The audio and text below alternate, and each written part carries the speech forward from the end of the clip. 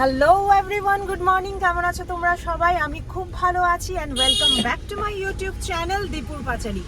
আজ সকাল সকাল উঠে ব্লগটা শুরু করতে পারিনি, ভাবলাম যে না কিছু ছোটোখাটো কাজ বাকি ছিল সেগুলো করে তারপর তোমাদের সাথে ব্লগটা শুরু করছি। এখন অলমোস্ট বাজে সকাল 11টা। আমরা বাজার সেরে নিয়েছি, আজকে উইকেন্ড, আজকে সানডে।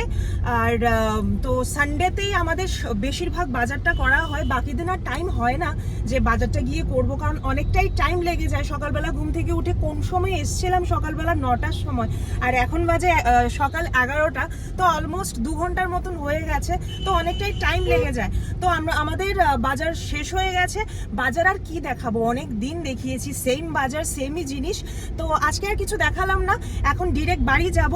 বাড়ি গিয়ে তারপর আজকে উইকেন্ডে কি কি হচ্ছে, কি কি রান্না হচ্ছে, কোথায় যদি যাওয়ার থাকে তাহলেও তোমাদেরকে নিয়ে যাব সাথে, আর যদি বাড়িতেই থাকার হয় সেটাও তোমরা জানতে পারবে। চলো বাড়ি যাই, বাড়ি গিয়ে কথা বলছি।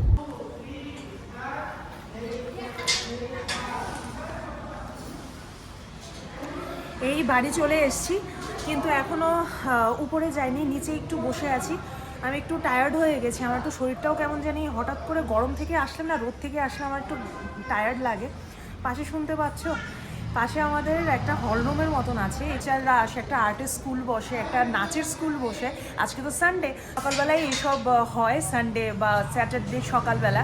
তো ভালোই লাগছে, ছোট ছোট বাচ্চারা, বড়রাও আছে। বড়রা এখানে অ্যাকচুয়ালি কালচারাল জিনিসটা এতটাই মানে মানুষের মধ্যে আছে না, তো সবাই যে কোনো এইজের মানুষই না মানে এসব জিনিসে, নাচ গান আর্ট এসব নিয়ে না খুব ইন্টারেস্টেড থাকে। ওরা এইজ দেখে না যে আমি এখন আমার এই বয়স হয়ে গেছে তো আমি এখন নাচ করতে পারবো না, গান করতে পারবো না, মানুষ কি বলবে, সেটা একদমই ওদের জন্য ম্যাটারই করে না। তো দেখতে ভালোই লাগে। আচ্ছা ঠিক আছে, চলো এখন উপরে যাই, উপরে গিয়ে তোমাদের সাথে কথা বলছি। হ্যাঁ, অনেক কাজ শেষ করে তোমাদের সাথে এখন বসলাম বাজার দেখাবো বলে। বাজার থেকে চলে এসেছি, এসে অনেকগুলো কাজ করে ফেলেছিলাম। ভাবলাম যে না, বাজারটা যখন নিয়েই এসেছি তোমাদের সাথে একটু শেয়ারই করি। এখানে বেশি সবজির ভ্যারাইটি আমি অ্যাকচুয়ালি পাই না, সেজন্য হয়েও উঠে না যে ভ্যারাইটি কিছু দেখাবো। এই যে লাল শাক নিয়ে এলাম 3 মুঠো। ঠিক আছে, শাক শুক্তো খাওয়া দরকার, শাক পাতা খাওয়া খুবই দরকার। তাই আমি মাছ মাংস যতই রান্না করি না কেন, পাশে কিন্তু আমি এইসব জিনিস একটু একটু করে কিন্তু রাখার চেষ্টা করি, কারণ আমার দ্বারা হয়ই না, টেস্টেই আমার কেমন জানি লাগে।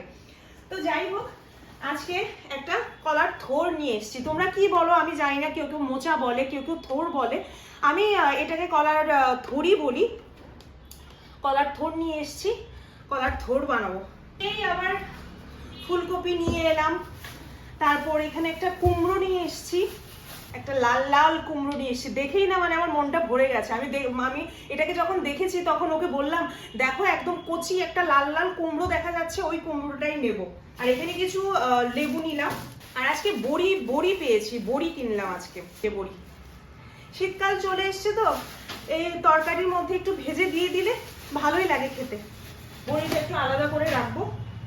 নিয়ে এসেছি ক্যাপসিকাম, খুচকাচ খাওয়া পড়ে, তারপরে পাস্তা বানাই, ম্যাগি বানাই, এসবে ক্যাপসিকাম খুবই দরকার। আর এখানে নিয়ে এসেছি পুঁই শাক, পুঁই শাক দিয়ে কুমড়ো দিয়ে খাবো।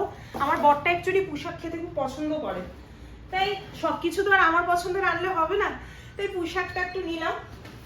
দেখেই বলছে আজকে কিন্তু পুঁই শাক নিয়ে আসবো। আর মানে প্রপার দেশি পুঁই শাক পেয়েছি। ফুলগুলিও দেখা যাচ্ছে, দেখো ছোট ছোট ফুলগুলোও দেখা যাচ্ছে। পাতাগুলো এত বেশি পুষ্টিকর না, আগের বার যখন এনেছিলাম সেটা কিন্তু দেশি ছিল না, সেটা হাইব্রিডেড ছিল। এটা একদম দেশি পুঁই শাক। আর নিয়ে এসেছি পটল, একটু বড় বড় সাইজের পটল এনেছি। ভাবলাম কিছু বানিয়ে তোমাদেরকে দেখাবো। নর্মাল জিনিস দিয়েই একটু ইউনিক ডিশ বানাতে ভালোই লাগে আমার। আর মাছের মধ্যে, মাছটা আমি আজকে দেখাচ্ছি না, মাছের মধ্যে বিশেষ কিছু আনিনি। ঘরে মাটন পড়ে আছে, একটু চিকেন নিয়ে এসেছি, আর একটু চিংড়ি মাছ নিয়ে এসেছি। অ্যাকচুয়ালি কি হচ্ছে, একসাথে অনেক বাজার মাছ মাংস নিয়ে এলে না মানে ফ্রিজটা পুরো স্টাফ হয়ে যায়, মানে পারি না, এত খেয়ে শেষও করতে লাগে। আর আমরা মানুষ কম, আমরা মানুষ মাত্র 2 জন, এত তরকারি মাছ মাংস এনে কি করবোটা কি, শুধু শুধু ফ্রিজে পড়ে নষ্ট হয়। তাই কম কম সবজি আনি, কম কম রান্না করি, শেষ হলে আবার গিয়ে নিয়ে আসি। আচ্ছা ঠিক আছে, চলো আজকে ভাবছি একটা অন্যরকম একটা জিনিস তোমাদের বানিয়ে দেখাবো। অনেকদিন বানাইনি। অ্যাকচুয়ালি কি আমি ফার্স্ট টাইম যখন বানিয়েছিলাম সেটা হলো আমার বিয়ের আগে আমি আমার একটা ফ্রেন্ডের বাড়িতে আমি এটা বানিয়েছিলাম। আজকে আমি ভাবছি মাটনের একটু ফ্যাট পড়ে আছে, মাটনের ফ্যাট দিয়ে পাকোড়া বানাবো। আর বানাবোই যখন তোমাদের তো দেখাবোই, নিশ্চয়ই দেখাবো। চলো বাজারটা গুছিয়ে নেই। মাছ মাংস ফ্রিজে ঢুকানো হয়ে গেছে, আর এটা সবটা গুছিয়ে তারপর এখানে আমার একদম অল্পই একটু পাঠার চর্বি ছিল, তো আমি বলেছি যে তোমাদের একটু চর্বির পাকোড়া বানিয়ে খাবো। এটা দেখতে পাচ্ছ অনেকটা শক্ত শক্ত হয়ে আছে, তার জন্য আমি কি করব, এতে একটু গরম জল করব। গরম জল করে এটাকে একটু সামান্য ভিজিয়ে রেখে দেবো, মানে গরম জলটা ভিজিয়ে ঢাকনা দিয়ে রেখে দেবো। 5-10 মিনিট পর এটা একদম সফট হয়ে যাবে, তারপর বাকি প্রসেসটা করতে পারবো। এই যে গরম জলে একদম নরম হয়ে গেছে ফ্যাটগুলো, আর এই টুকরোগুলিকে আমি এখন ছোট ছোট কিউব কিউব করে কেটে নেব। একদম ছোট ছোট করে কেটে নিচ্ছি, এটা দিয়ে হয়ে যাবে। এই 4-5টে যাই হয়, স্বাদের জিনিস না কম হলেও ভালো। স্বাদের জিনিসটা অ্যাকচুয়ালি কম হলেই ভালো, বেশি হলে তো বেশি খাওয়া পড়বে।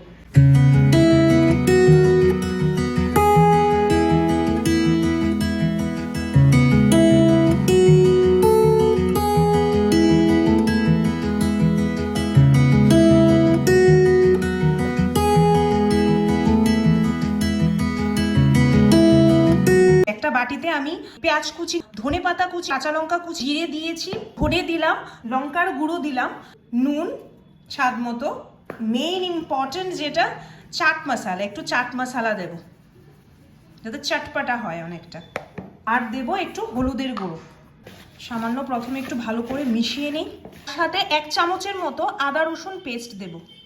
এই পাকোড়াতে চালের গুঁড়োটা কিন্তু খুব ইম্পর্টেন্ট, চালের গুঁড়োটা অনেকটাই লাগে। আমি প্রথমে একটু বেশি করেই দিয়ে দিচ্ছি, আর পরে যদি লাগে আবার অ্যাড করব। আমি একটু দেব ময়দা, ময়দার পরিমাণটা একদমই কম রাখবো আমি।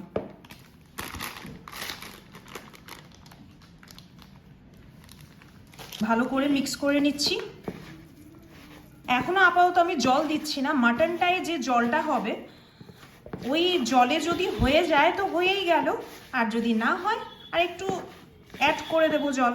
এবার আমি মাটনের পিসগুলি দিয়ে দেব, দিয়ে ভালো করে মেখে নেব। এই যে মেখে মেখে আমি একটা যেন বড়া করতে পারি সেই রকম একটা স্ট্রাকচার বানিয়ে নিয়েছি। এই যে এমন এমন এমন হবে, প্রত্যেকটা বড়ায় 2-3টে করে ফ্যাট পড়বে, ছোট ছোট এমন কিউব কিউব করে কেটেছি।